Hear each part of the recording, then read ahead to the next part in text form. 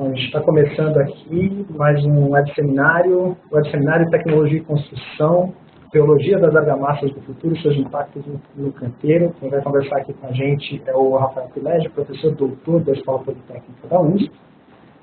Esse web seminário é uma realização do portal AEC Web e tem patrocínio da Votorantim Cimentos, Matrix Sistemas. Vou contar aqui rapidamente para vocês como que vai ser essa palestra e daqui a pouquinho a gente já passa aqui a palavra para os palestrantes. O público, como vocês podem perceber, o público não tem microfone, mas vocês conseguem interagir com a nossa equipe pelo painel de bate-papo, que vocês conseguem acessar tanto pelo computador, pelo desktop, quanto pelo celular, se vocês estiverem usando o celular. A gente vai ter a apresentação de slides junto com a vídeo do palestrante, assim como vocês estão vendo na tela de vocês agora.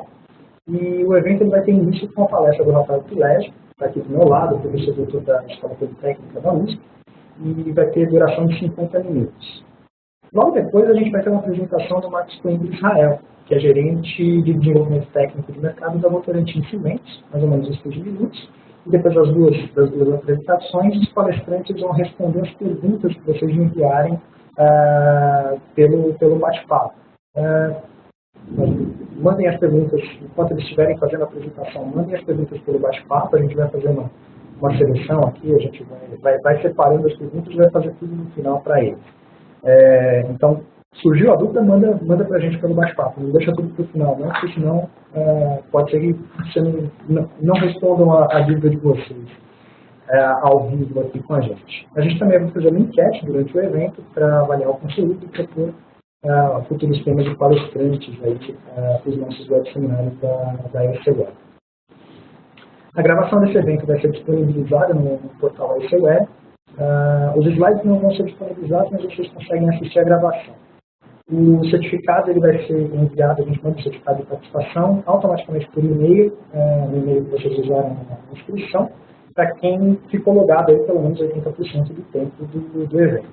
Certificado em grupo, se vocês estiverem em uma sala de reunião, por exemplo, usaram só um login, manda um e-mail aí para natalia.lopes@construmarket.com.br, uma lista aí com o nome completo e o e-mail dos participantes, para a gente poder mandar certificados individuais.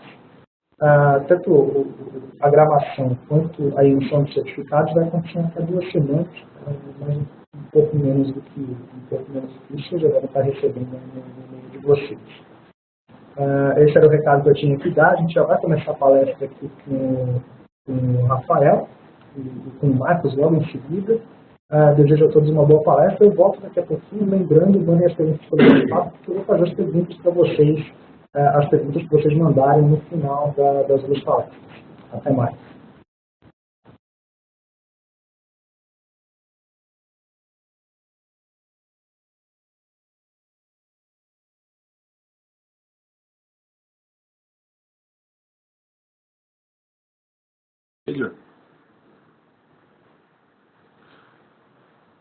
Bom, pessoal, muito boa tarde. Muito obrigado pela presença de vocês. Agradeço o convite da Votorantim para a realização desse evento. A minha tarefa aqui, na verdade, vai ser discutir com vocês, apresentar com vocês essa área de pesquisa chamada reologia, muito empregada em outros setores, como isso tem a ver com as argamassas do presente e com o futuro da tecnologia, né? Eu gosto, esse primeiro slide mostra um material, uma argamassa sendo aplicada na parede, rapeada, mas eu gosto de abrir minha palestra com esse próximo slide para a gente quebrar um pouco o gelo e entender o que é reologia como ciência. Quando a gente olha essa pasta de dente aí, fica imaginando o que é isso e o que tem a ver com argamassa. A minha missão é, em breve, vocês acreditarem que é a mesma ciência que une a explicação do comportamento dos fluidos, né? E perguntando para você, para mim, né, nesse caso eu não estou diretamente em contato com vocês, o que é reologia, né? Se tivesse uma plenária eu perguntaria, vocês podem até me responder. Mas a reologia é uma ciência antiga. Reologia é a ciência que iniciou com Isaac Newton, né, de maneira formal, né, para estudar a relação entre a deformação e os esforços da matéria. Ou seja, a biologia está muito preocupada em entender como as coisas escoam.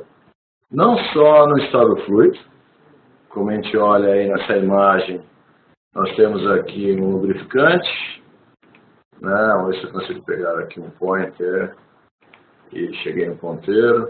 Nós temos aqui um fluido lubrificante, nós temos aqui um mel, são materiais que escoam com facilidade, até qualquer coisa mais saborosa que escoa, como essas outras imagens aqui. O comportamento de escoamento dos materiais, mesmo no estado sólido, é a área de abrangência da ciência reologia. Mas a pergunta que a gente tem que responder aqui é o que isso tem a ver com argamassas, né?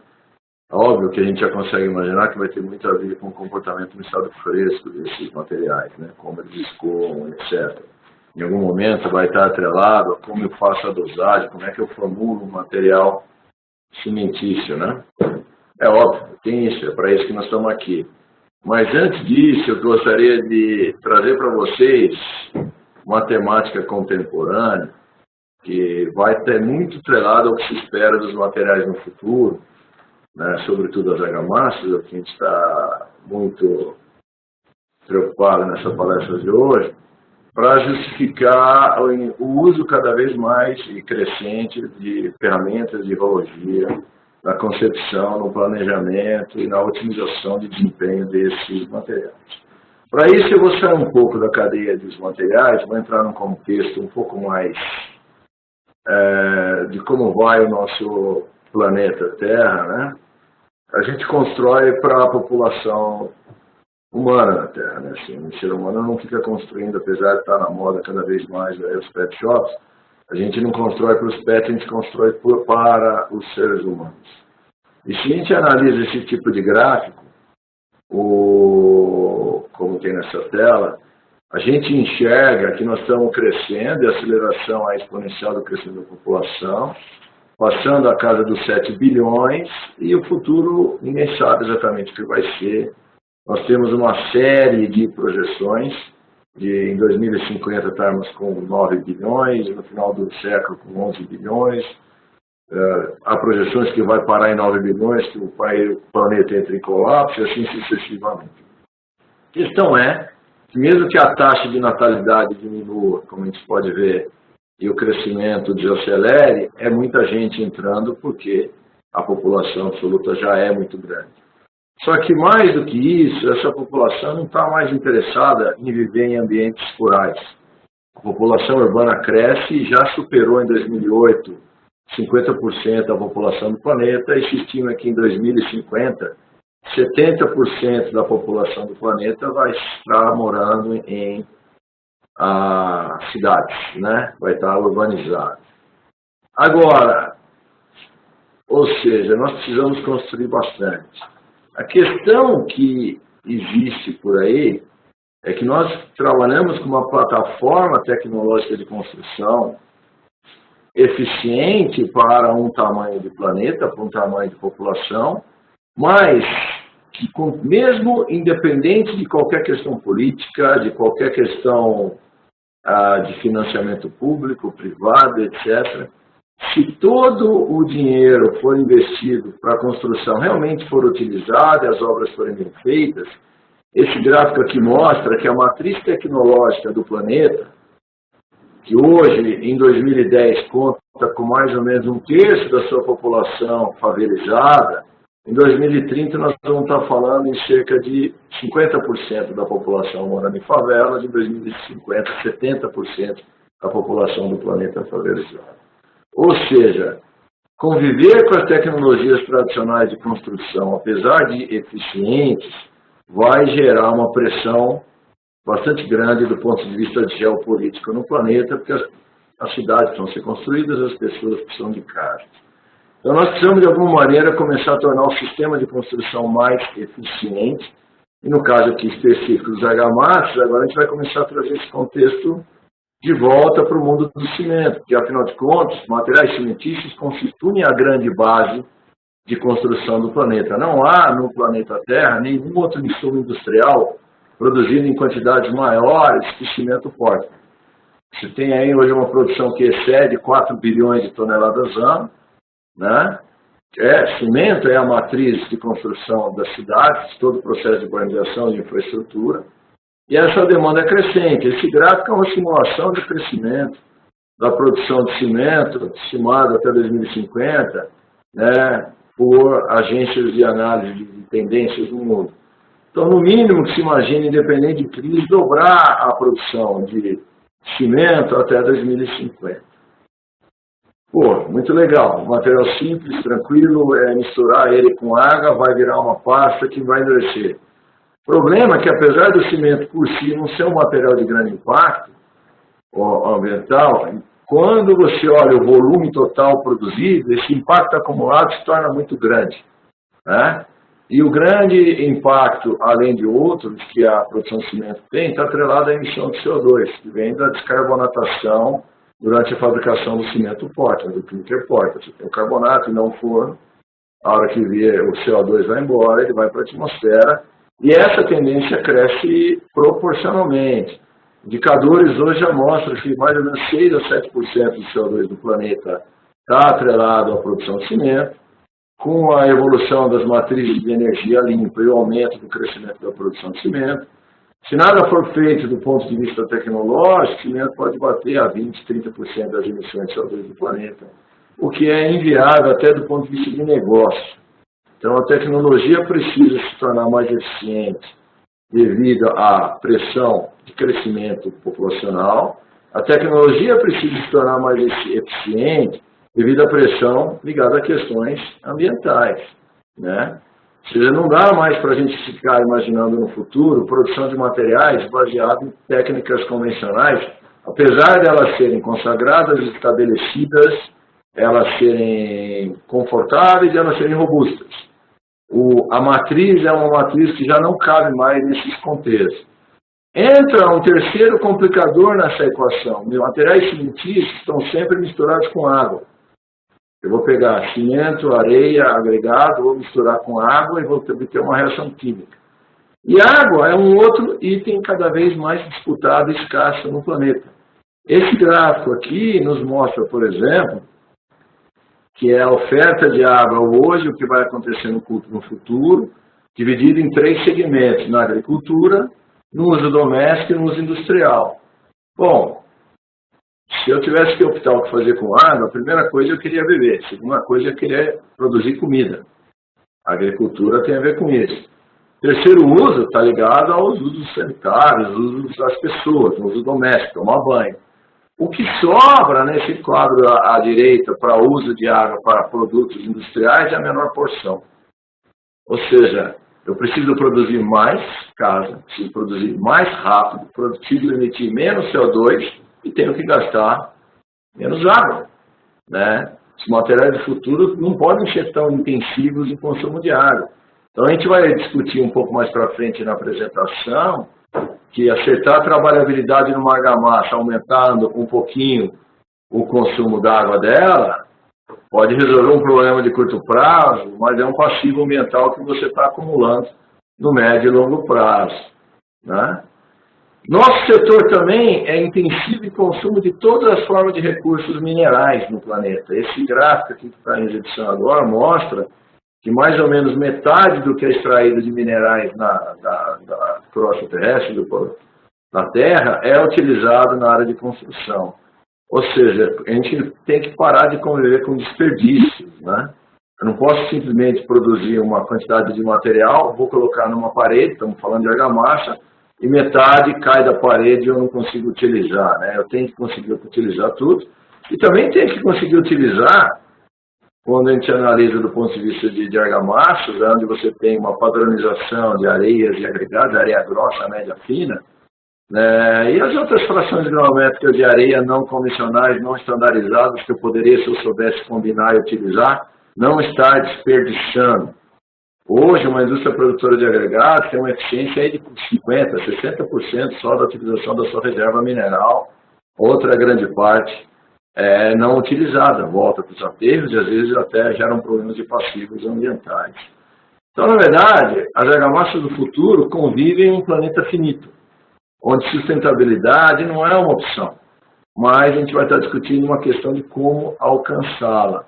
Nós precisamos entender que mesmo em materiais convencionais, aparentemente convencionais como argamassas, é possível embutir muita tecnologia nesse tipo de produto para que ele comece a conversar bem com essas estratégias que a gente discutiu até agora. E ainda acrescentamos mais uns itens no que vem por aí na frente para poder, de fato, justificar a reologia, né? Quando você compra uma argamassa e vai chegar numa parede, alguém vai estar aplicando. Como é que esse cara vai estar trabalhando? O que a gente espera do futuro, né? Nós não convivemos mais numa era onde trabalho escravo é aceitável, onde maus tratos de mão de obra são aceitáveis, mão de obra se torna cada vez mais cara, mas não é só porque ela está cara que eu não vou utilizá-la, porque, na verdade, eu tenho que considerar em maximizar a valorização do ser humano que vai estar trabalhando nessas tecnologias. Eu tenho que pensar em materiais cada vez mais gostosos e fáceis de aplicar. Essa imagem seguinte não é de argamassa, é de concreto. Mas eu gosto dela porque ela exemplifica a diferença que é encher uma laje com material que necessita de vibração, que sobe por balde e vai ser colocado numa carriola para ser lançado na laje, do que um material bombeado com características de alta fluidez, como na imagem da direita. Isso é o que nós chamamos de produtos amigáveis ao trabalhador, que dão maior produtividade e eficiência. Lembrem, se eu conseguir juntar maior velocidade de construção com técnicas que preservam a questão ergonômica e a qualidade do trabalho da pessoa que está assentando esse material, eu estou caminhando em dois vetores positivos na mesma direção e isso começa a ser muito forte. Vamos juntar mais um tempero para a gente saber, a gente está falando de futuro, quando a gente tem que falar de futuro, a gente tem que falar do que vai acontecer também com a população. Graças à tecnologia que avança, a saúde pública, a medicina, a maior acesso a alimentos, né, a melhor medicação independente de ter um bom ou não serviço de saúde pública, a população está envelhecendo. Hoje nós temos aí na casa de 13%, 14% de pessoas acima de 60 anos. Em 2030 vamos estar em 16%, em 2050 nós vamos estar com 22% da nossa população acima de 60 anos. Ou seja, eu não consigo imaginar que os materiais do futuro vão continuar sendo muito intensivos em mão de obra pesada, porque eu não vou ter um exército de trabalhadores, né, entrando no mercado totalmente a fim de fazer força, porque simplesmente a população está envelhecendo. Tanto que surgem cada vez mais no mercado coisas muito modernas, né? A automação na construção é uma grande agenda de futuro. Então, o cara quer mais rápido, quer um robô produzindo uma casa. Hoje você tem grandes projetos globais de desenvolver tecnologias que a casa seja inteirinha construída com um robô, né? Não tem nem ser humano trabalhando na construção. Uma realidade de curto prazo? Claro que não. Mas aponta para uma necessidade tecnológica e social. Então, o desafio da construção, para a gente começar a geologia como uma ciência que estuda a relação entre os esforços e a deformação da matéria, como as coisas escoam, eu começo a entender que meus materiais vão ter que responder no futuro a todas essas demandas, esse contexto que muda, esse contexto que se refina. E o desafio vai ser acelerar a capacidade de produção e consumo de materiais cimentícios, sem aumentar a produção de clinker, que é o grande emissor de CO2, sem aumentar o consumo d'água, diminuindo os desperdícios e os esforços na aplicação do material na mesma escala.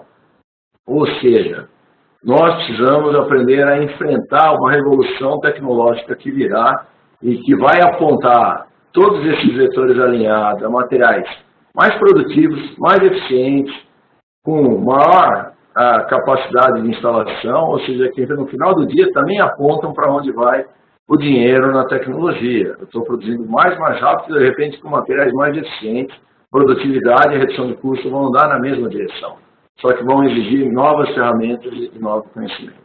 Mas enfrentar um problema desse é praticamente impossível, porque o negócio da indústria de cimento é muito grande, o mundo é muito grande e não dá para mexer numa indústria muito grande. A gente devia dizer isso para a indústria de alimentos, então, né? Que é uma commodity tão grande que ainda tem o desafio primário, né? Aquele de nos manter vivos por ter comida, né? Onde 70% eles vão ter que dobrar a quantidade de comida disponível no planeta, né? Até 2050, sem ter tanta terra, porque a área agricultável é finita. Então, a gente sabe que 70% dessa comida extra virão de avanços tecnológicos. Esse contexto inicial nos permite, então, sintetizar o que a gente espera dos materiais cimentícios das argamassas do futuro.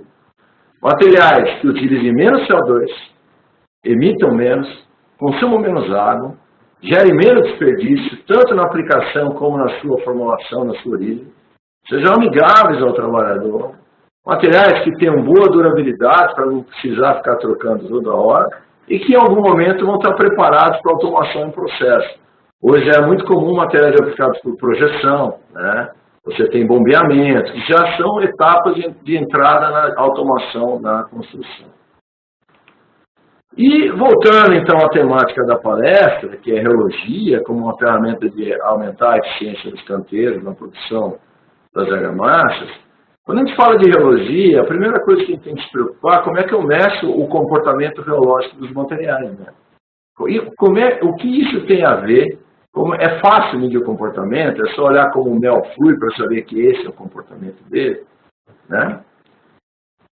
Isso daí, na verdade, é muito fácil em sistemas muito diluídos, mas não é tão tranquilo quanto você começa a reduzir o teor de água. E aqui que está o X da questão.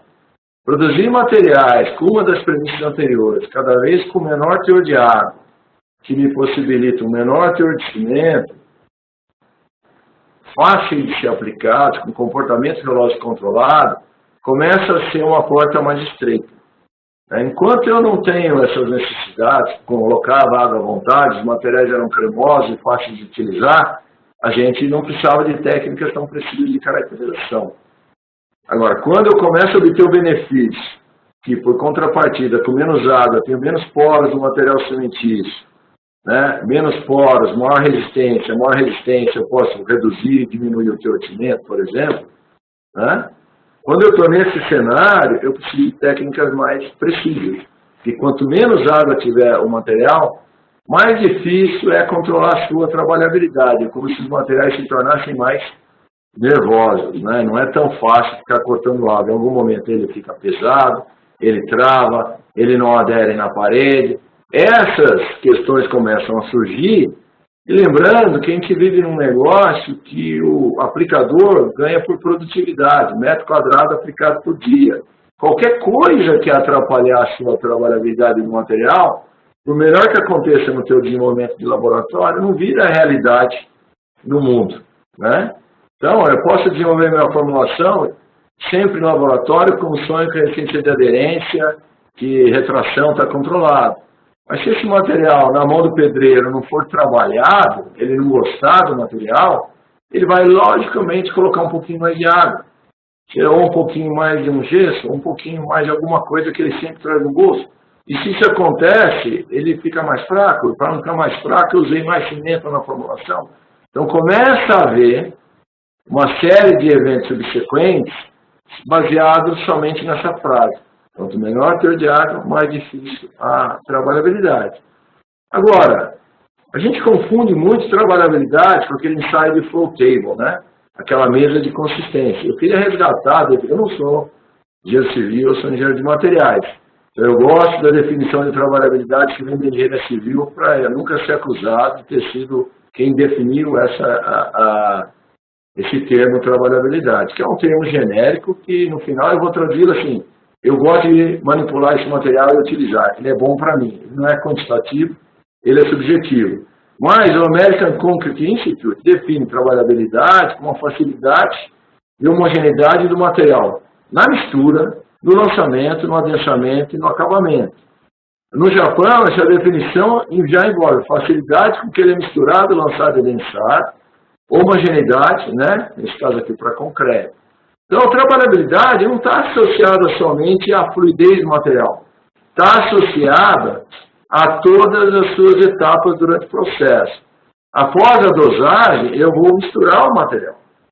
Depois que eu misturar, eu vou transportá-lo do misturador ao local de aplicação onde eu vou lançar o material. E depois eu vou dar um acalmamento superficial nesse material.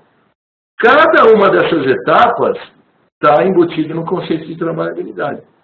Então, o material trabalhável é um material que, nesses diversos momentos, apresenta um comportamento no estado fresco adequado para aquela etapa, que flui adequadamente para aquele momento, que escoa adequadamente com aqueles esforços.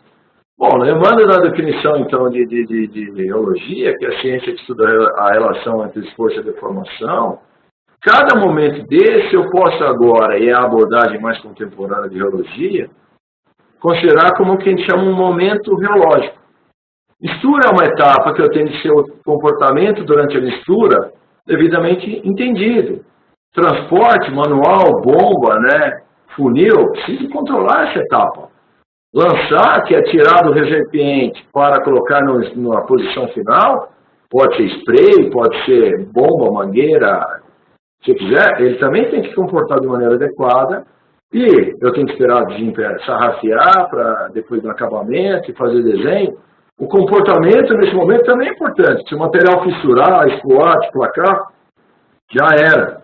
Então eu fico me perguntando como é que eu desenvolvo um material que tem que passar por todos esses diferentes níveis de desaforo, olhando só como ele escoa num formato de um tronco de cone. Não tem nem sentido físico isso, Porque o cone simula um tipo de escoamento, que não está acontecendo na mistura e não está acontecendo no acabamento, por exemplo. Então, essa é um tipo de incongruência que sempre causou muita dificuldade de desenvolvimento dos produtos. Eu olho só quanto ele flui, nós vamos ver já que o cone tem muito a ver com transporte e lançamento, mas não olho as outras etapas. É mais ou menos o seguinte, eu quero ir daqui até uma cidade qualquer aí do mundo. Bom, eu posso ir olhando as estrelas, posso ir olhando na bússola, posso hoje olhar no GPS. É disso que as ferramentas geológicas estão crescendo de nível. Ah, mas isso não tem importância. Então, vou tomar a liberdade de apresentar um exemplo de concreto. Esse diagrama aqui mostra quanto de cimento eu preciso para fazer 1 megapascal de resistência por metro cúbico em função da resistência. As imagens mostram o quanto eu consigo me tornar mais eficiente se eu mudar somente a eficiência de mistura aplicada no material. São grandes grupos quantificados em função do seu tipo de misturador. Mistura manual, onde a sua energia de mistura é sempre baixa, o material para ficar trabalhado sempre vai consumir mais água. Se você passa por um misturador rotativo, ele melhora. Se você trabalha com misturadores de alta energia, o material se torna melhor ainda. Então, já comecei a provar meu ponto aqui. São dados reais do mundo inteiro. Então, o mantra que sobra para a trabalhabilidade é o seguinte. Se você precisa adicionar mais água para a trabalhabilidade, você precisou colocar mais cimento na sua formulação para garantir a resistência, você aumentou o seu impacto ambiental. Agora, se você tem ferramentas que te permitam reduzir o teor de água e obter a trabalhabilidade que você quer, você tem espaço agora para reduzir os impactos ambientais da sua formulação, reduzindo o consumo de cimento. Então, você agora está num caminho mais adequado. Esse tipo de estratégia, voltando ao meu diagrama de concreto, nos permite fazer materiais tido com um nível de eficiência do ponto de vista de impacto ambiental gigantesco. Então, esse é um tipo de concreto aqui, para quem está habilitado, que atinge 50 megapascal com 200 kg de cimento por metro cúbico. Ah, mas isso é um concreto acadêmico. Tudo bem. Eu te diria que não é tão acadêmico assim, que há empresas com esse poder de fazer isso aqui já no mercado.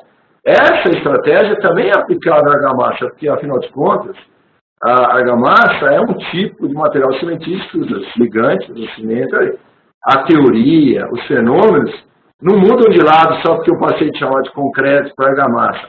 O fenômeno é o mesmo, o mecanismo é o mesmo, as condições de contorno é que são diferentes. E no caso de argamassa, a quantidade de momentos geológicos que nós vamos ver já, para chegar do misturador à parede, são muito maiores que no caso específico de um concreto, esse fenômeno é ainda mais complexo, Então, o que realmente é novo e o que realmente tem espaço de futurologia crescente é que dominar o comportamento nos diferentes momentos geológicos é o caminho crítico para a tecnologia do futuro, para todas as classes de cimentício, de um pré-fabricado a um concreto, especificamente as argamassas, que são materiais bastante complexos quanto à sua aplicação. E controlar as características sem depender exclusivamente do teor de água é difícil, e nós precisamos começar a discutir para valer como é que eu meço a trabalhabilidade desses materiais, né? Se eu não souber medir de maneira correta a trabalhabilidade desses materiais, eu não consigo prever o comportamento em todos os momentos geológicos. Então vamos discutir um pouco como medir agora a trabalhabilidade desses materiais. O clássico é o que eu comentei até antes, usar o cone. O cone é a coisa que mais se adora na tecnologia dos cimentícios, o mundo ama o cone, né? O cone de Abrams surgiu para dizer qual é o abatimento de concreto, suas variantes menores para dizer qual é a consistência de uma argamassa, nesse caso aqui, após 30 batidas, o diâmetro que é a de abertura aqui dessa argamassa vai ter uma correlação com quanto ela é fluida.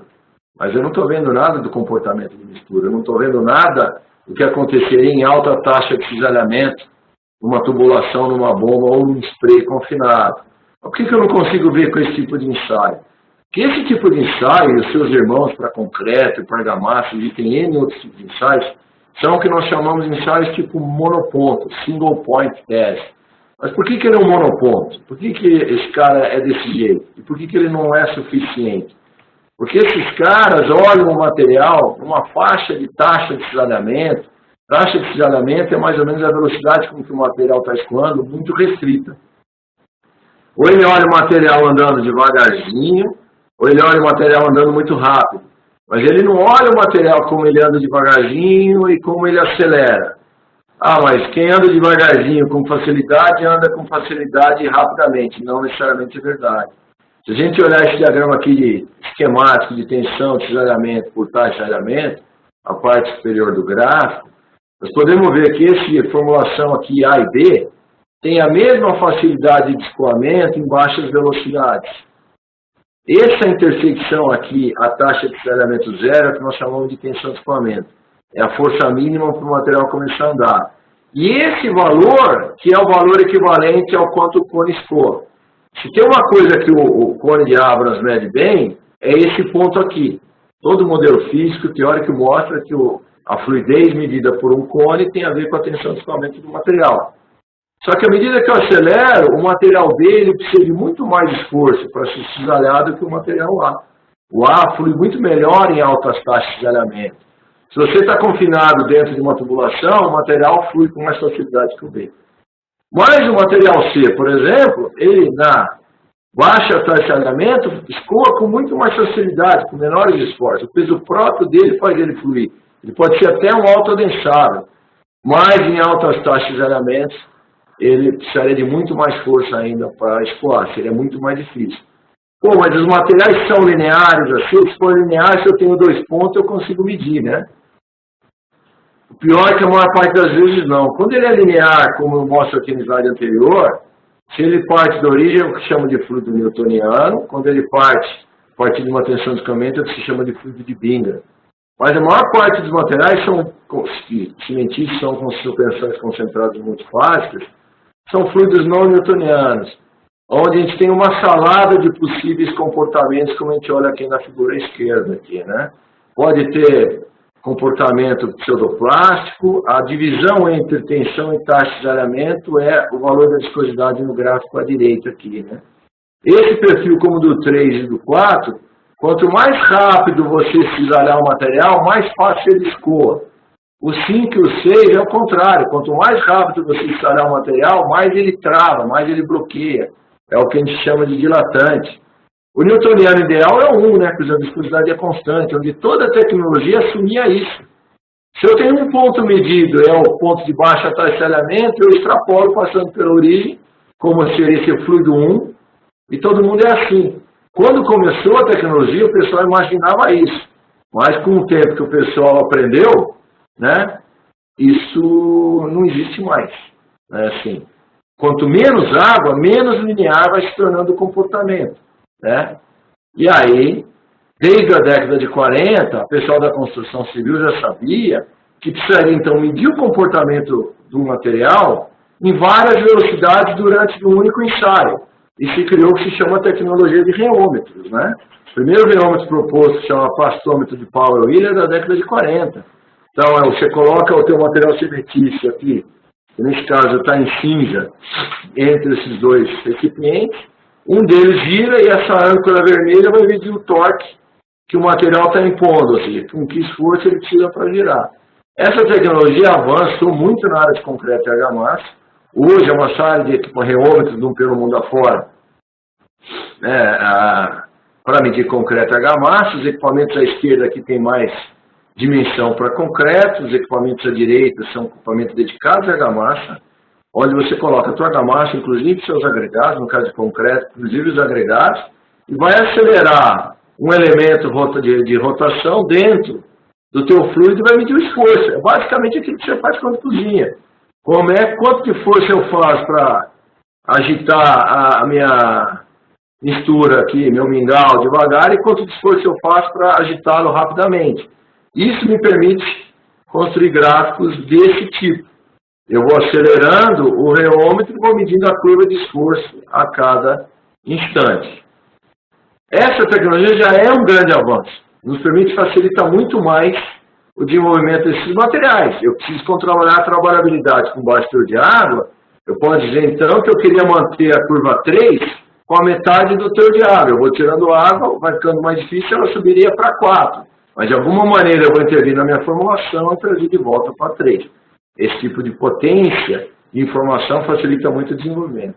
Mas, pelo que nós vimos das demandas dos materiais do futuro, menos água, menos esforço na aplicação, menor impacto ambiental, os diferentes momentos geológicos, eu tenho que saber se ele mistura fácil, se ele é transportado fácil, etc., e se ele dá um bom acabamento, eu preciso entender o que os reômetros enxergam.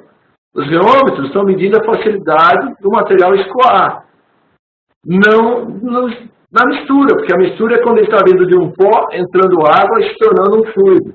E depois que ele virou um fluido, os reômetros vão medir bem. Depois que ele tiver aplicado, como é que uma desempenadeira vai passar, como é que ele vai se comportar nesse deslizamento, o reômetro também não mede isso. Que durante um cisalhamento de uma ferramenta, de uma desempenadeira, de uma colher de pedreiro, o material está sendo comprimido sobre a superfície. Então, uma medida reológica ideal tem que enxergar todas as etapas. É isso que é onde se trabalha muito hoje. Quando eu vou desenvolver um produto, quero um cara que misture fácil na obra.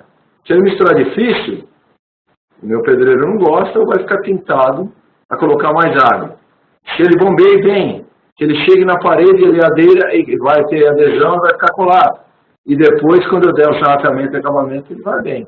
Então, esse monitoramento geológico dos diferentes momentos total é o que tem de demanda para os materiais de futuro. Porque agora eu consigo enxergar esse material em cada um dos momentos. Eu posso engenheirá-lo para tudo aquilo que nós vimos no começo da palestra.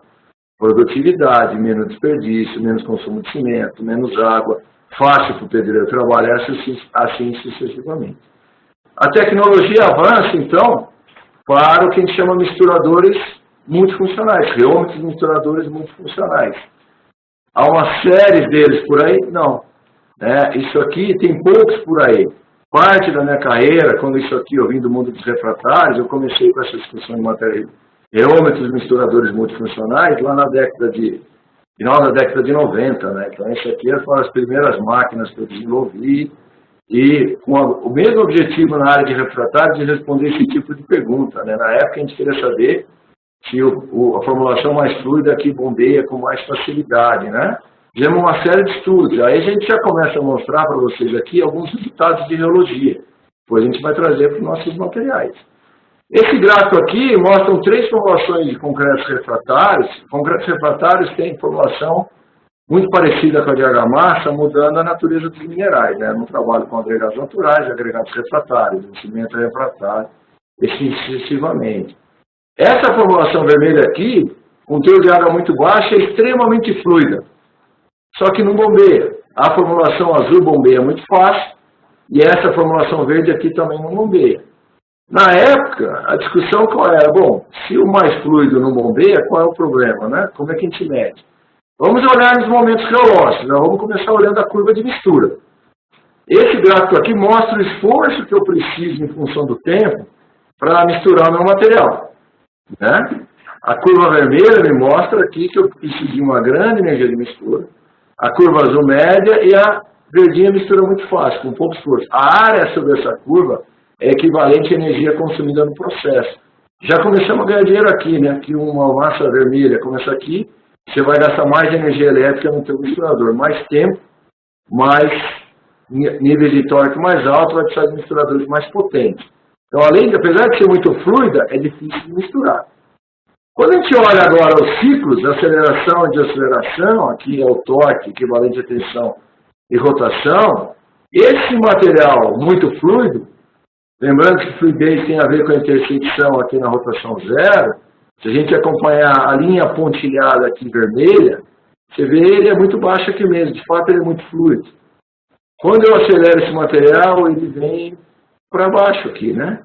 Pô, diria esse gráfico, ele também é fácil de escoar em altas taxas de aceleramento e ele não bombeia.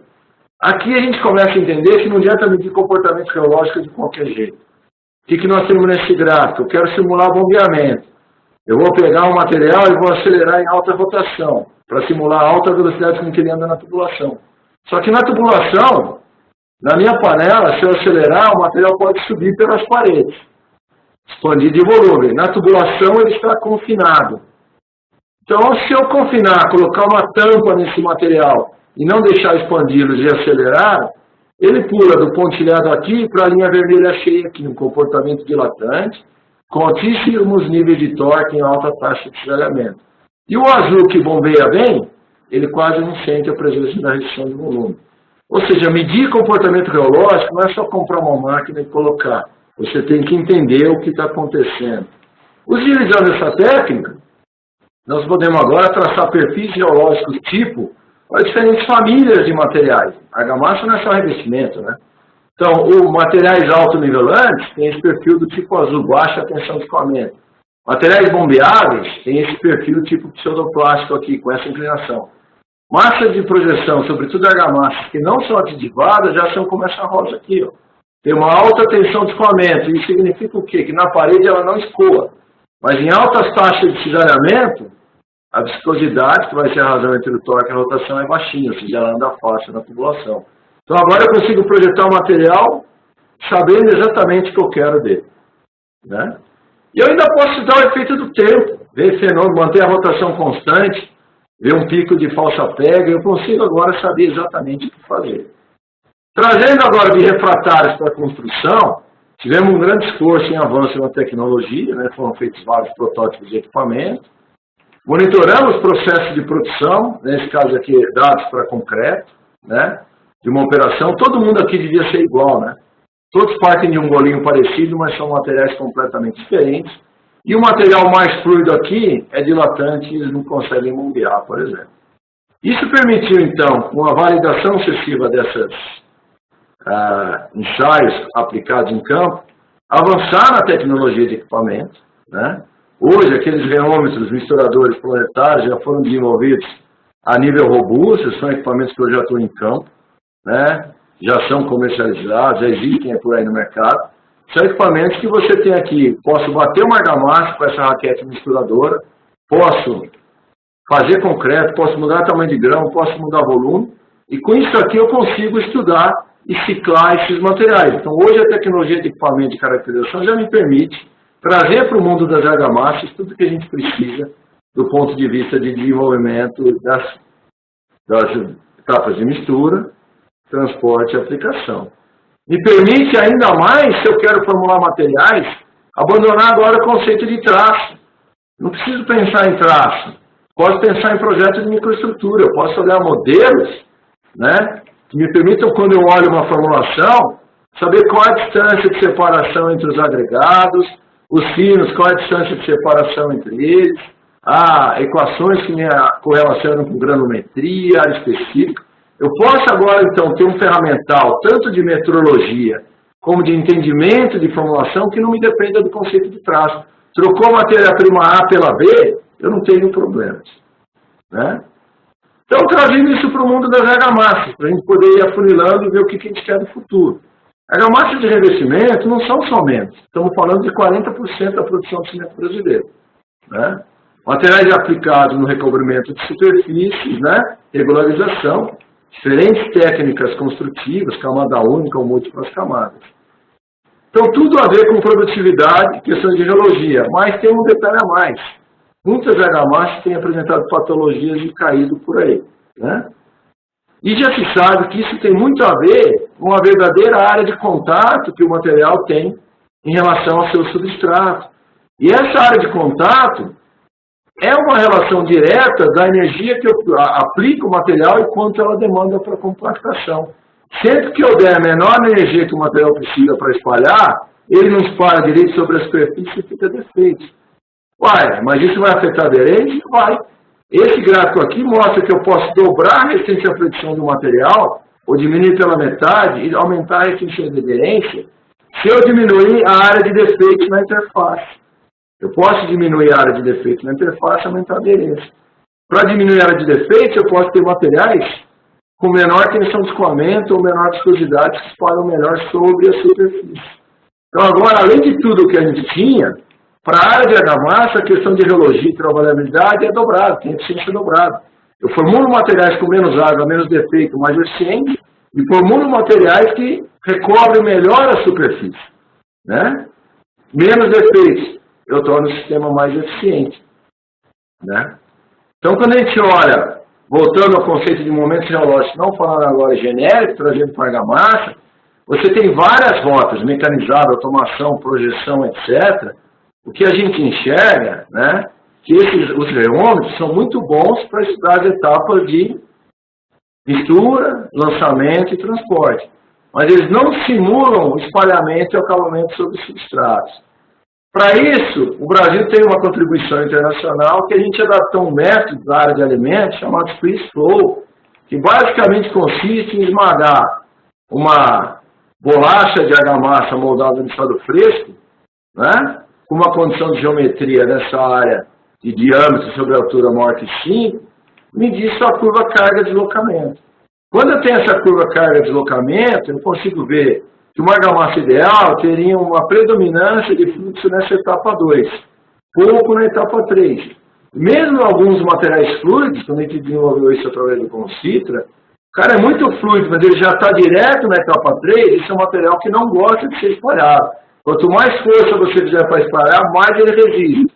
Se a tensão que você aplica é maior que a resistência dele no estado fresco, ele fissura. O material ideal tem um perfil assim, ó, mais etapa 2 mesmo que ele flua menos. Isso já nos permitiu, então, entender e trazer a tecnologia e caracterizar as argamassas do ponto de vista de squeeze em regiões de materiais de baixa produtividade, materiais onde o pedreiro vai ser mais produtivo, vai espalhar muito e muito fácil, sem reclamar, e materiais onde ele mole demais teria até dificuldade de aplicação. Né? Nos permite ver questões básicas, por exemplo, se eu misturar um material mal, 3 bateladas que têm a mesma flow velho são muito diferentes, se eu mudar a forma de colocar água nessa argamassa, eles estão batelados iguais. Isso nos permitiu mudar a norma de mistura, né, de argamassas em laboratório. Então agora a gente consegue enxergar também nas argamassas as etapas de nivelamento e regularização. Né? O que a gente ainda não vê é que depois que o material chegou na parede, ele ainda perde água para base e água para o ar. Ou seja, ainda tem e ainda está reagindo e aglomerando. Então ainda estou numa etapa de alteração do material no tempo, mais um momento geológico. O squeeze nos permite ainda trabalhar sobre bases absorventes. Né? Eu posso fazer o ensaio direto no bloco, de concreto ou de cerâmica. Posso fazer aqui. E ver como é que ele perde água para baixo, para a superfície. Esses resultados aqui são de um estudo feito do mesmo argamassas, né, argamassa tipo A, misturados num misturador já industrial, né, de construção mesmo, com case Concitra, aplicado sobre o prato metálico no gráfico de cima e sobre o bloco absorvente no gráfico de baixo. Vê que o efeito da absorção muda muito o comportamento. Nós estamos estudando agora o tempo de puxamento da argamassa. Mudando o tipo de misturador, vê que às vezes o material se torna até impossível de aplicar. Então agora a gente começa a ter nos materiais do futuro, isso aqui, esse tipo 3 de misturador não pode acontecer, eu começo a discutir a tecnologia. Eu posso estudar o aperto e posso estudar a adesão, a estado fresco, a puxada. Eu posso comprimir e posso fazer um ensaio de pull-out. Posso estudar o tempo de formação de película e remodificação de um material, né? Para ver em que momento ele não vai mais aderir com a superfície aplicada. E quantificar isso. O material de baixo é um material que a aderência ainda está aumentando. O de cima, a partir desses pontos de máximo, a partir daqui, ele já não cola mais no substrato aplicado. Então, eu consigo agora também desenvolver o material olhando o tempo em aberto, tanto do ponto de vista de sarrafeamento e desempenho, como do ponto de vista de adesão sobre superfície. E a última etapa que ainda não foi vista, e nos permite agora olhar, esse cara, como é que essa argamassa bate na parede? Preciso produzir mais rápido, vou cada vez mais para bomba e projeção. Como é que é a dele? Existe técnica que mede isso? Então, hoje o que se faz, se desenvolve, também faz parte do desenvolvimento nosso na Poli, trabalhar com esses filmes de pressão. Chama uma sequência de strain gauges no filme polimérico.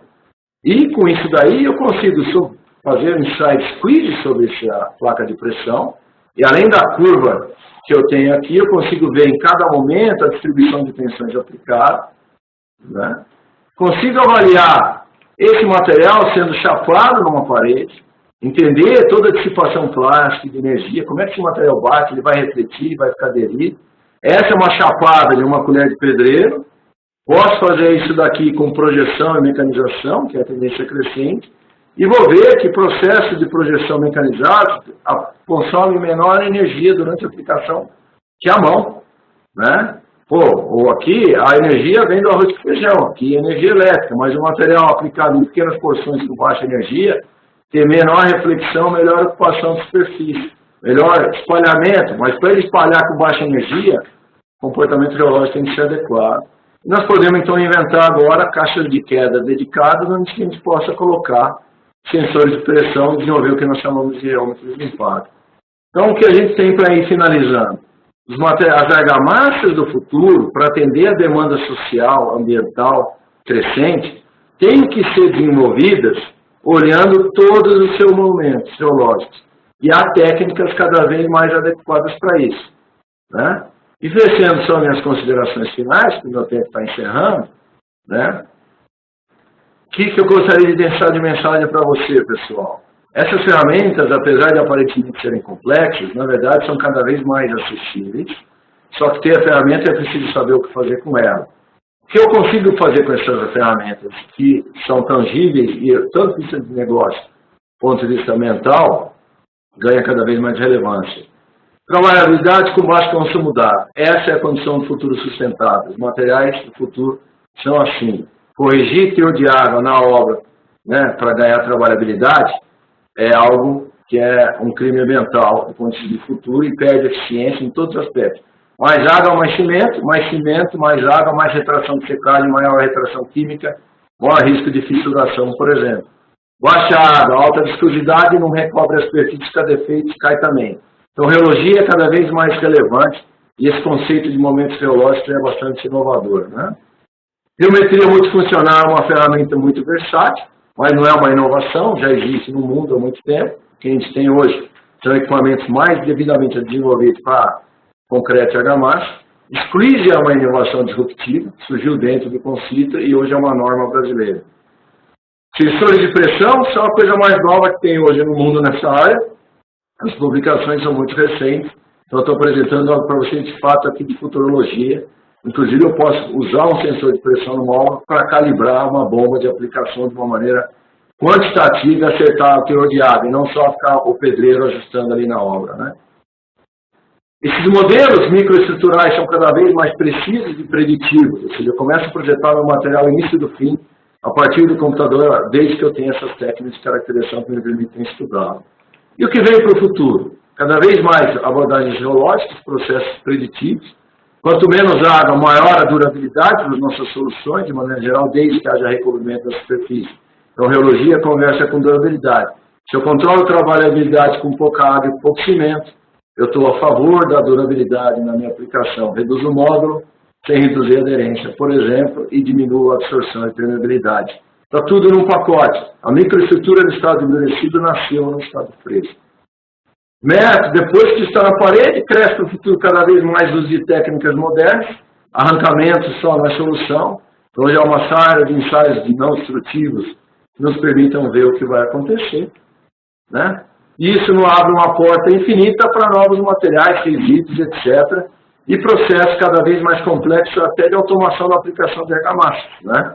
Uma técnica de automação de aplicação da argamassa é a famosa impressão 3D de concreto, e de concreto não tem nada, são microconcretos que estão mais próximos de uma argamassa do que um concreto cada vez mais, além da robotização que deve surgir cada vez mais no mundo para a aplicação. Isso se tornam rotas para aumentar a vida útil dos materiais em um cenário de reduzido consumo de cimento, que é o que a gente quer para o futuro. E com isso eu encerro minha apresentação e agradeço muito a oportunidade de ter feito essa discussão com vocês. Estou aberto a perguntas quando chegar o momento. Muito obrigado.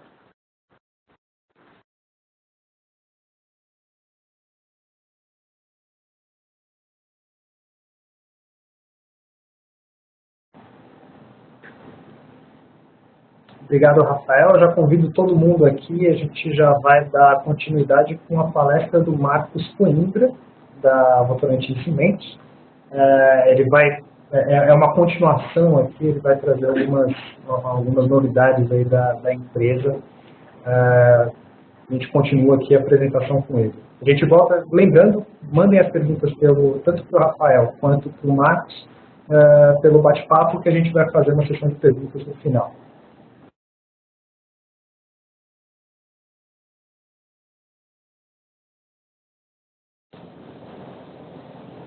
Bem, boa tarde a todos. Agradeço aí a participação, a presença de todo mundo.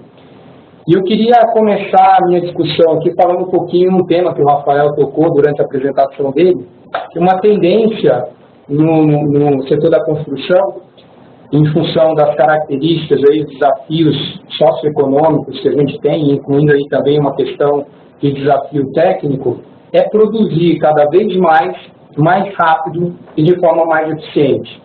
E o que eu venho trazer para vocês aqui é como uma indústria cimenteira, como a Votorantim, enxerga isso e o que ela tem feito realmente hoje de palpável, de concreto, olhando para frente, olhando todas essas tendências aí que o Rafael bem colocou na apresentação dele. Então, o que eu gostaria de apresentar inicialmente é que hoje nós temos um novo desafio construtivo, né? Isso já se tornou bastante evidente no Brasil. É muito comum hoje, cada vez mais comum, você ver os prédios aí de grande altura, esbeltos, onde você tem projetos como esses que estão na foto aí espalhados pelo Brasil todo. E isso aí tem provocado um pouco o meio técnico no sentido de como nós vamos especificar, como nós vamos projetar esses prédios com base, inclusive, nas normas que nós temos hoje no Brasil. O fato...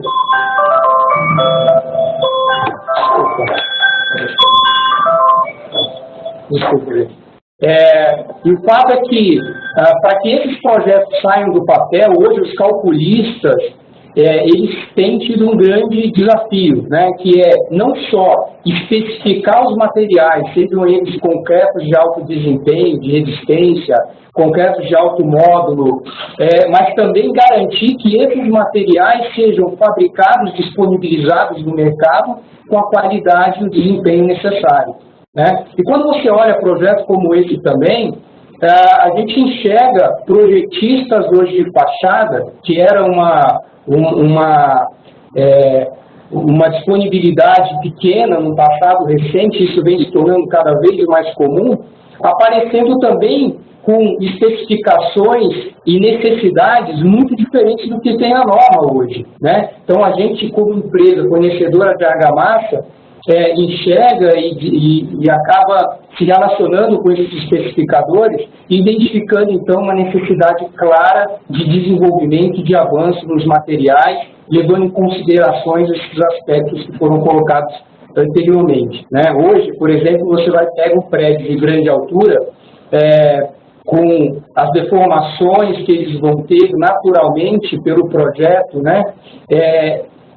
argamassas que precisam desempenhar em termos de resistência de aderência ou até resistência superficial, resistência de aderência superficial, muito além daquilo que está especificado nas normas, né? Associado a esse desafio de construtivo, temos também os desafios do setor, né? Hoje o contexto que também vem se apresentando de forma cada vez mais intensiva é a necessidade de ter um aumento na produtividade dentro dos canteiros de obra.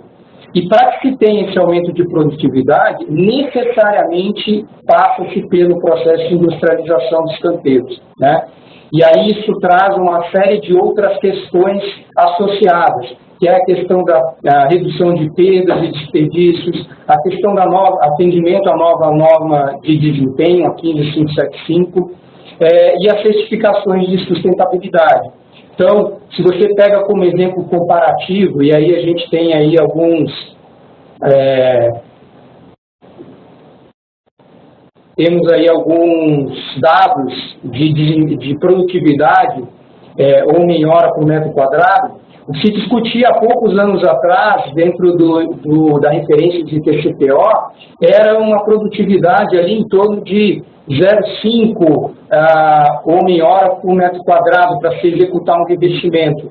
Hoje, com as novas tecnologias e essa necessidade, essa provocação no sentido de aumentar a produtividade dos canteiros, está se trabalhando com fatores aí, com indicadores em torno de 0,2, 0,25 homem-hora por metro quadrado. Ou seja, é um aumento, praticamente se dobrou a produtividade do pedreiro.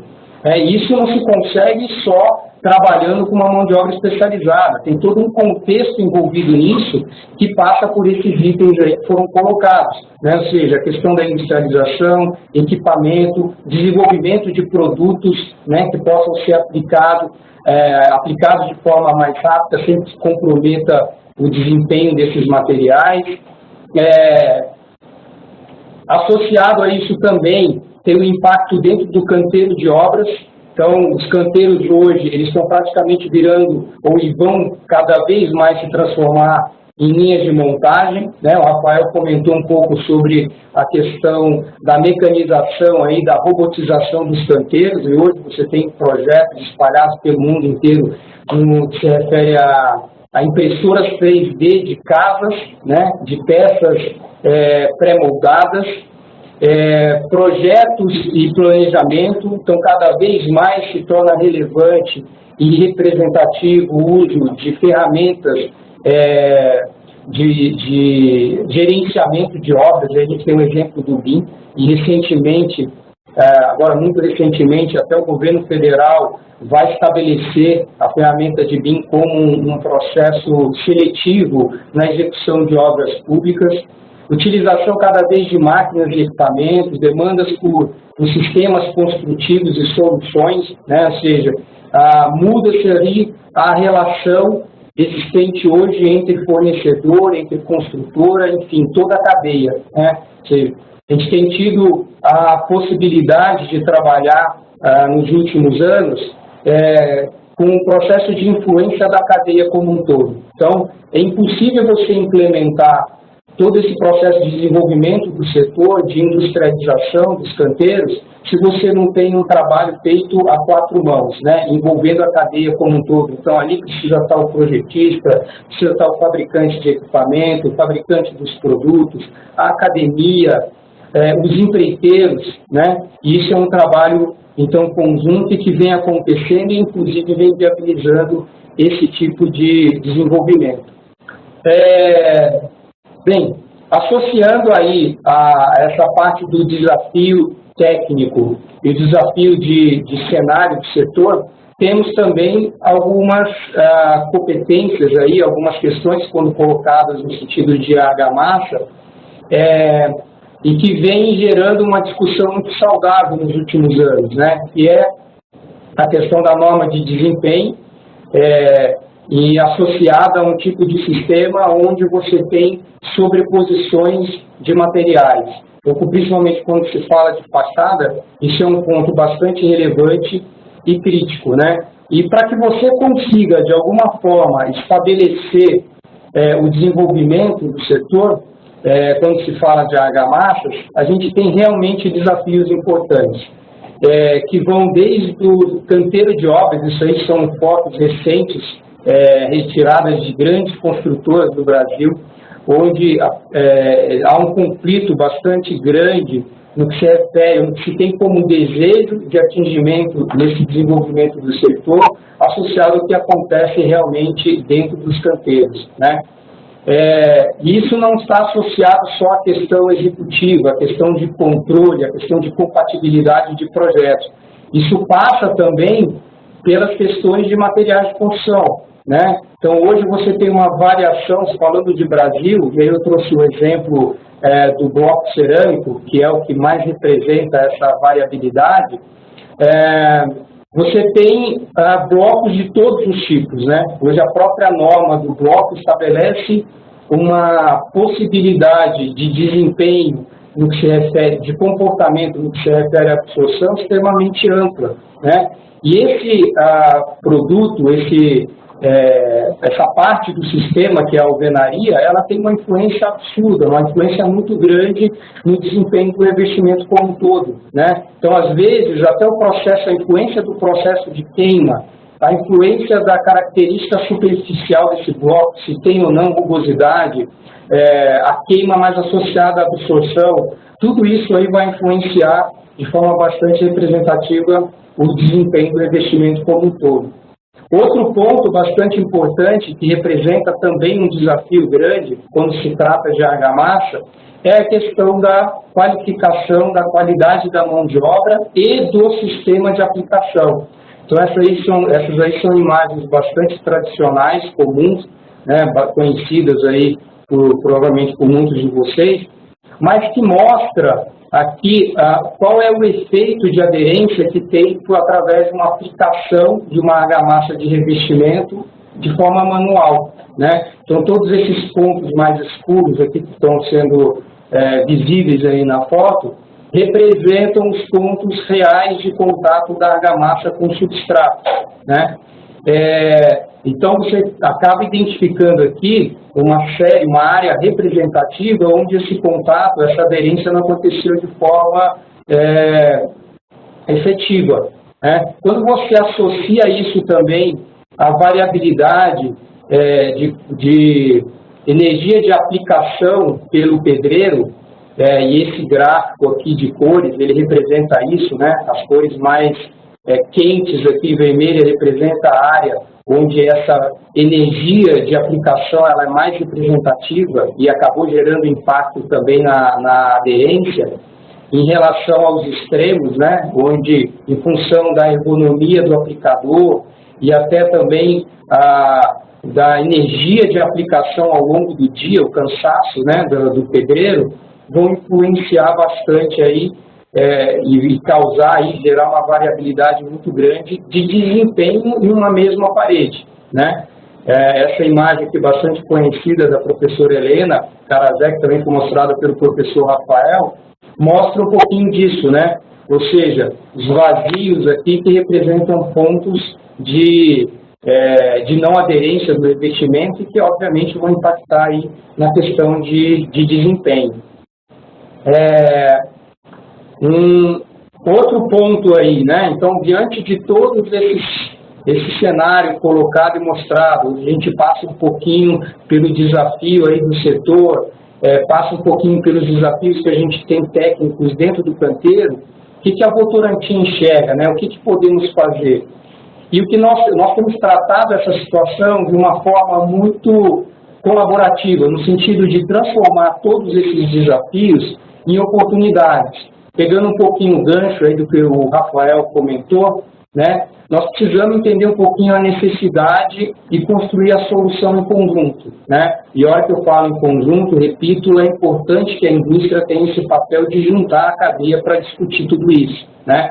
Então, a solução, ela necessariamente passa pela industrialização do setor do canteiro, passa por o uso aí de sistemas, de soluções que provoquem o aumento da produtividade, sem comprometer desempenho e levando sempre em consideração os itens de sustentabilidade. Então, eu trouxe como exemplo aqui alguns trabalhos que estão sendo realizados, um deles, onde nós fizemos com o intuito de entender um pouquinho o nosso mercado, isso aqui é específico do mercado do Nordeste. Nós pegamos várias construtoras bastante representativas no mercado, as principais, para dizer a verdade, e nós fizemos um trabalho de entendimento de qual era o índice de racionalização dessas construtoras dentro do canteiro. E essas colunas aqui, essas barras que nós estamos vendo aqui, representam cada uma dessas construtoras, né?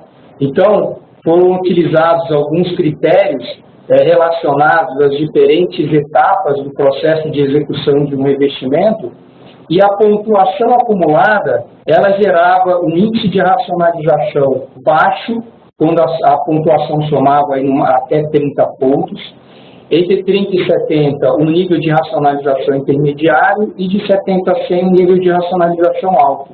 Então, observe que são poucas aquelas que realmente conseguem implementar dentro do canteiro um modelo mais próximo do industrializado, né? E aí fica o aprendizado, fica a oportunidade de entender que em cada uma das etapas que envolvem, por exemplo, um sistema de revestimento, passando pelo chapisco, embolso, enfim, existem gaps a serem tratados, existem oportunidades que podem e devem ser consideradas.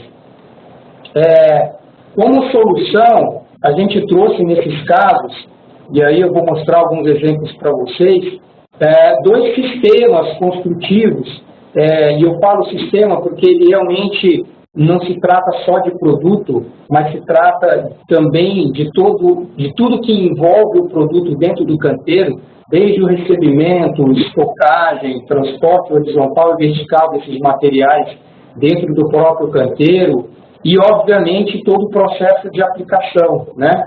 E aí existem dois sistemas, um utilizando a argamassa industrializada ensacada, estocada, ela chega para o caminhão, é estocada no pavimento. O fato de ser estocada no pavimento já tem um impacto bastante representativo aqui na questão logística, e também o fato dela ser misturada e projetada no pavimento, um impacto bastante representativo em produtividade. E um outro sistema, que é o mais avançado, onde se utiliza silos. O material chega a granel, na obra é estocado em silo, ele é bombeado a seco para o pavimento através desses mangotes, ele já cai direto no misturador, e desse misturador ele pode ser projetado, utilizado o sistema de projeção mecânica da argamassa na parede. Ou seja, aqui tentou-se, o sistema oferece uma solução completa, né? Levando em consideração aí, de novo, aqueles pontos colocados de início, tanto de industrialização do setor, considerando produtividade, redução de perdas, e aí ganho também em sustentabilidade. Esses materiais eles estão disponíveis aí em todo o Brasil. O silo, não em todos os lugares, mas nos produtos ensacados, sim.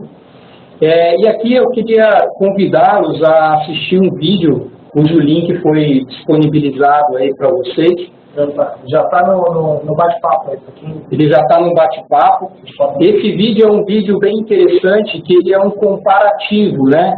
À esquerda você tem aí, numa imagem acelerada, a argamassa sendo aplicada com o sistema mecânico de projeção, e à direita uma aplicação manual.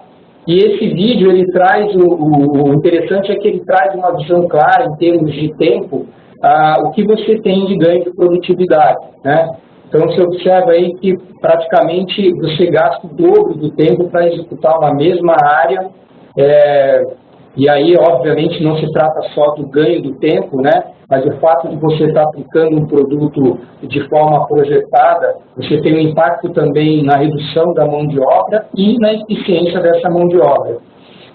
Fora isso, tem a questão de desempenho também. Esse gráfico aí na sequência mostra isso, né? As barras em azul são os resultados de resistência de aderência na aplicação manual, né? E as barras verdes são os resultados aí de resistência de aderência no sistema projetado. Então, além de você ter uma diferença representativa nessa aderência, no desempenho de aderência, que é um fator crítico aí, de durabilidade para sistemas aderidos, você tem também uma regularidade, uma uniformidade, ou uma redução na variabilidade desses resultados. Então, se vocês recordarem aquela foto que eu mostrei, da aplicação manual, onde você tinha os pontos claros de contato da argamassa com o substrato, quando você realiza o ensaio de resistência de aderência, essa fragilidade do processo de aplicação manual acaba se repetindo na variabilidade, que é essa curva vermelha aqui. Então, de um teste para o outro, você teve variações muito grandes dessa aderência. Quando vai para o sistema projetado, como a energia de aplicação ela é uniforme, então você também consegue atingir resultados de resistência de aderência em diferentes locais de aplicação muito mais uniformes, certo? Fora isso, o processo de projeção mecânica de argamassa, aplicação mecânica de argamassa, trouxe resultado também muito representativo na questão da permeabilidade. Então, houve uma redução aí de 85% da permeabilidade e um aumento de 55% da aderência, tá? Nesse estudo aqui que foi realizado e que eu estou apresentando para vocês. Mas acaba refletindo um pouco os pontos colocados pelo próprio Rafael, né? Ou seja, que para que você desenvolva um produto, ele tem que funcionar não só no estado endurecido, mas ele tem que ter a trabalhabilidade, ele precisa atuar no processo de mistura, no processo de transporte, mais crítico aí quando se trata de uma projeção, porque ele passa pela tubulação confinado, na aplicação e no espalhamento, né? Então, isso aqui seria um dado de desempenho importante. O outro ponto na parte de sustentabilidade, né? E aí as argamassas industrializadas, elas vêm trabalhando de forma muito intensiva, principalmente na redução do consumo de água, né? Então, o Rafael colocou muito isso, né? As argamassas do futuro, elas precisam se preocupar com essa questão da sustentabilidade. E aí, ela tanto trabalha a questão da redução do teor de aglomerante de cimento, pelas questões de emissão de CO2, isso é conseguido através de um trabalho de aperfeiçoamento da granulometria, da distribuição granulométrica do agregado, da areia utilizada para a fabricação da argamassa, e também na dosagem, no desenvolvimento do traço, para que você reduza o consumo de água para uma mesma trabalhabilidade. Então, e outro ponto importante é que se você consegue trabalhar o traço, não só na parte granulométrica, né, de redução de vazios, mas também na questão dos aditivos, você tem um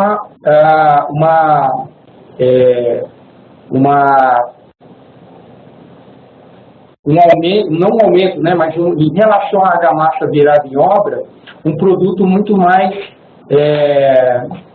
produtivo. Então, se você pega uma argamassa virada em obra, em função do número de vazios e da falta de controle da distribuição granulométrica de agregado, você acaba, para uma quantidade de material seco colocado numa betoneira, por exemplo, para mistura na obra, o que você efetivamente tira da betoneira é uma quantidade menor, porque a partir do momento que você fez a mistura com água, esses grãos vão se aproximando e você acaba tirando o produto já no estado plástico uma quantidade menor.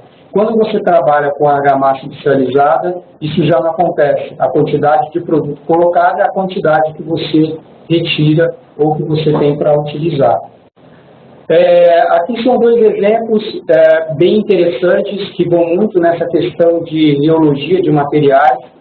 É uma obra recente em Balneário Camboriú, onde através do sistema de bombeamento a seco de argamassa, chegamos a um recorde de 226 metros de altura, 69 pavimentos, esse material bombeado, sem que ele perca as características geológicas, né, no estado fresco, Essa obra ela foi realizada e hoje é o maior prédio em construção no Brasil. E hoje nós estamos com um grande desafio também em Camboriú de viabilizar o sistema de argamassa a granel para um novo prédio a 253 metros, 77 pavimentos. Então, isso é uma forma também que a empresa encontrou de não só desenvolver e colocar soluções no mercado, mas pensando também em como atender esses novos projetos, esses desafios técnicos que a gente tem no mercado. Um outro ponto importante que eu queria comentar com vocês é que a Votorantim, numa parceria com a USP, hoje tem aplicado o uso do Squeeze Flow e do reômetro, o reômetro mais na parte de desenvolvimento dos produtos e o Squeeze aí na parte de controle de produção. Então, seguindo um pouquinho aí as tendências colocadas pelo Rafael. E dois últimos pontos aí, como inovações dentro da empresa, foram trabalhos apoiados e que a gente enxerga que no futuro próximo terão um grande valor aí no sentido de desempenho, de sustentabilidade.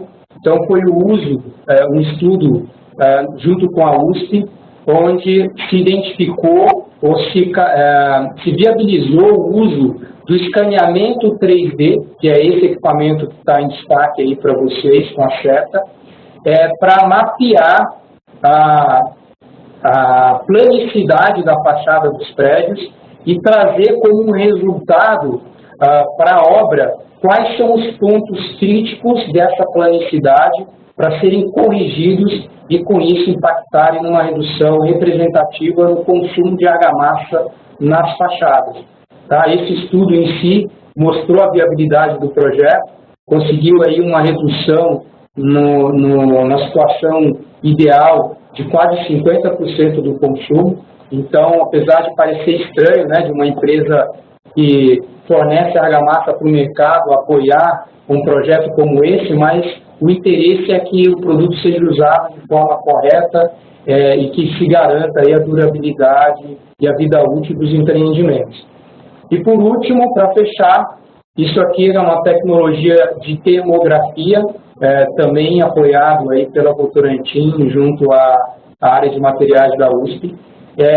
O uso dessa tecnologia de termografia para identificar defeitos em fachadas é uma medida preventiva, ela pode ser utilizada enquanto os prédios estão em execução, e aí eles são tratados durante a obra ainda. Então, aqui nessa imagem em destaque com a seta, é exatamente o local onde se identificou o vazio de um revestimento de argamassa. Aqui nessa foto, na sequência, esse defeito fica mais claro, e essa então foi tratado. Na imagem de baixo, você tem o uso dessa tecnologia para identificar também problemas de fissura, nesse caso específico, fissuras de quina, e esse prédio pode ser então tratado a tempo.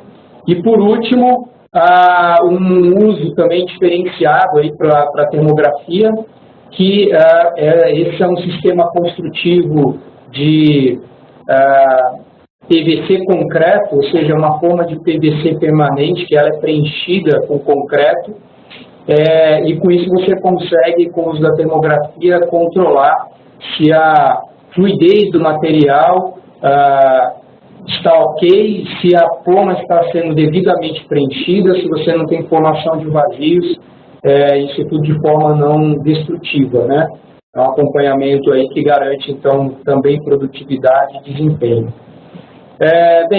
Tentei trazer para vocês aí um pouquinho do que a Votorantim, em vários pontos, aí tem tentado trabalhar, linkado com a palestra que o Rafael fez, de argamassa do futuro, e fico à disposição aí para as perguntas que venham a surgir.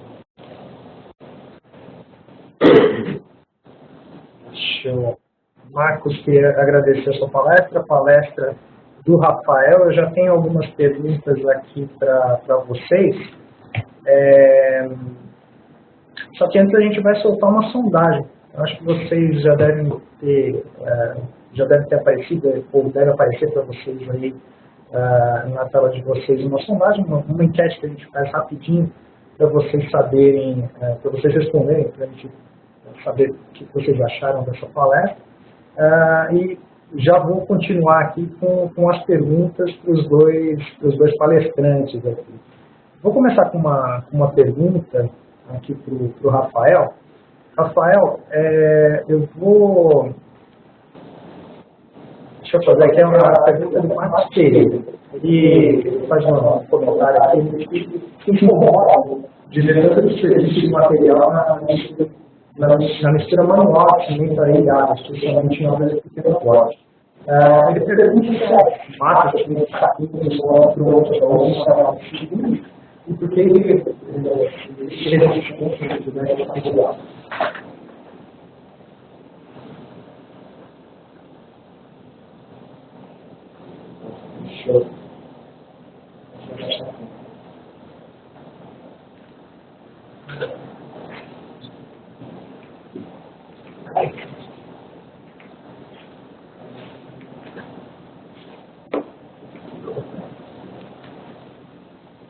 Bom, a mistura de manual é uma herança histórica e uma facilidade e ainda se tem no mercado uma pessoa de argamassa.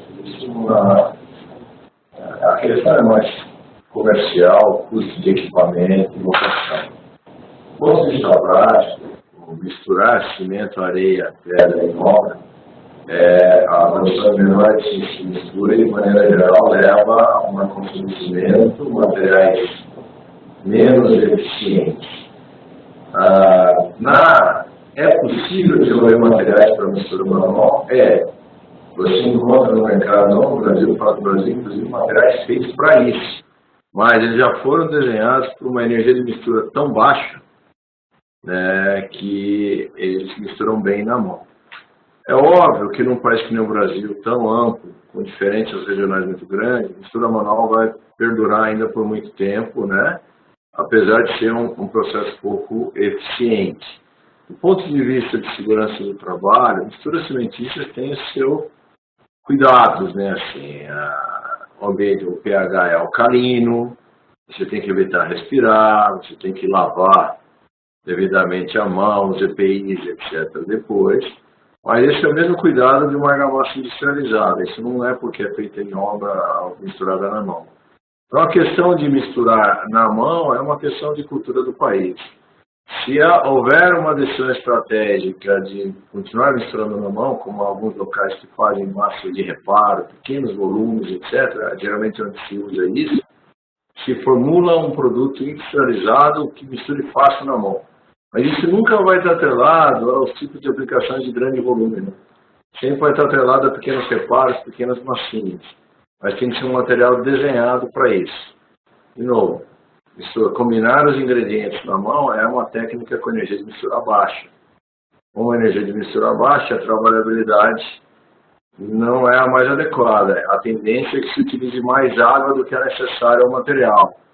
Então pode ser uma característica ligada ao estado de desenvolvimento econômico do país, as características sociais do país, mas do ponto de vista de futuro, é uma técnica que precisa ser devidamente adequada. Se eu preciso misturar manual, porque é uma questão de custo, etc., que eu tenho um material desenvolvido para a mistura manual. Essa que é a abordagem mais contemporânea dessa característica desse procedimento. Ok. Eu tenho uma pergunta.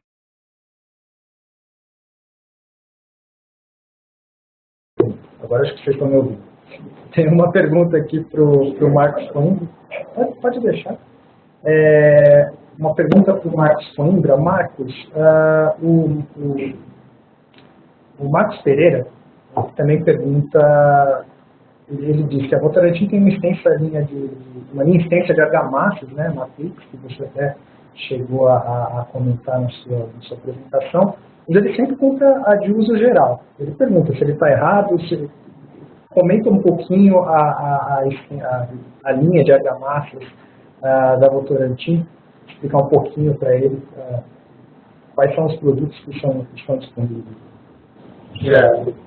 Bem, realmente a Votorantim tem uma linha bastante ampla aí de argamassas básicas, né, que a gente considera aí para assentamento de alvenaria de vedação, assentamento de alvenaria estrutural, com diferentes resistências.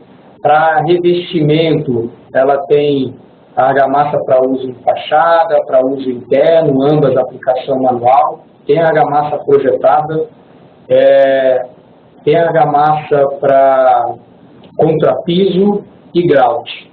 Tá? O grout para compor aí com a argamassa de assentamento estrutural e compor o sistema de alvenaria estrutural.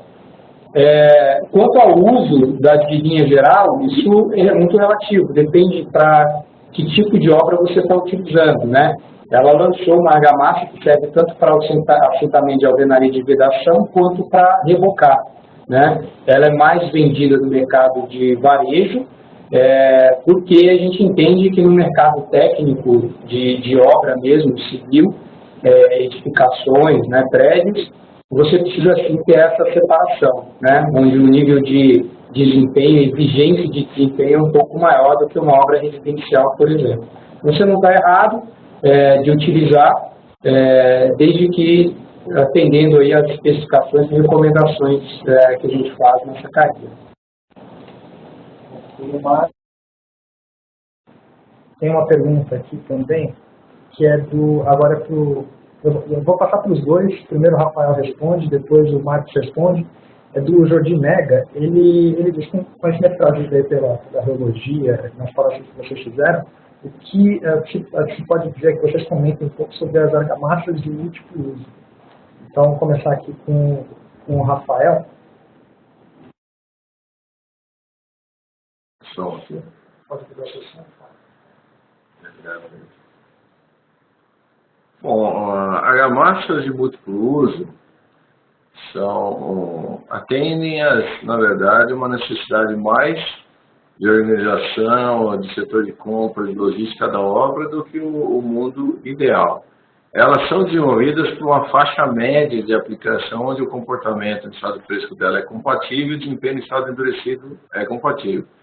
Então, quando um fabricante se oferecer um múltiplo uso, ele com certeza ele já desenvolveu e atestou em condições tanto de teor de água e técnicas de aplicações diversas que configuram essa característica. É óbvio, assim como um produto que é um generalista, que te resolve um lado, que às vezes é comercial, redução de custo, etc., uma múltiplo uso nunca é o extremo da otimização para um uso específico. Isso não significa que ela não seja boa e que ela não esteja adequada a certas condições. Mas é óbvio, assim, se eu quiser realmente otimizar ao extremo, eu vou pegar um produto específico para cada utilização e otimizado. Só que às vezes isso dificulta a compra, a logística, etc. Eu não se sabe. Tem mais a ver com o planejamento da obra do que de fato com a utilização. Do ponto de vista de fabricação, desenvolver um múltiplo uso é sempre desenvolver um produto generoso, que vai ter que aguentar da situação A até a C, é o extremo, nunca é um produto devidamente otimizado. Ele sempre vai atender o desempenho, ele vai ser testado nas várias condições geológicas, nos vários ambientes. Então é uma solução boa do ponto de vista tecnológico, do ponto de vista de obra, do ponto de vista de produtividade, do ponto de vista de logística, mas às vezes do ponto de vista ambiental, para certos usos ela pode ser um material excessivo, poderia ter um material mais simples, por exemplo. Então, é uma condição mais de mercado do que, de fato, uma questão técnica. Então, Marcos, passo a palavra aqui para você comentar também, para comentar um pouquinho sobre a argamassa de múltiplo uso. Ok. Perfeita a colocação do Rafael, e aí o que eu complementaria só é que hoje, como eu coloquei no início da apresentação, nós temos desafios técnicos aí bastante interessantes, né? E quando a gente fala de sistema convencional de construção, que é a estrutura em concreto armado e alvenaria de vedação, nós encontramos de tudo um pouco, né? Então é sempre bom acessar, contactar a área técnica da Votorantim, para a gente entender em conjunto o que é a melhor alternativa, né? Ou seja, tem essas vantagens colocadas pelo Rafael do produto múltiplo uso, está mais relacionado ao planejamento, ter um único produto na obra, mas precisamos entender também se, diante do projeto e das necessidades específicas, é o melhor produto, né? É a melhor recomendação. Então, para isso, a nossa área técnica está à disposição.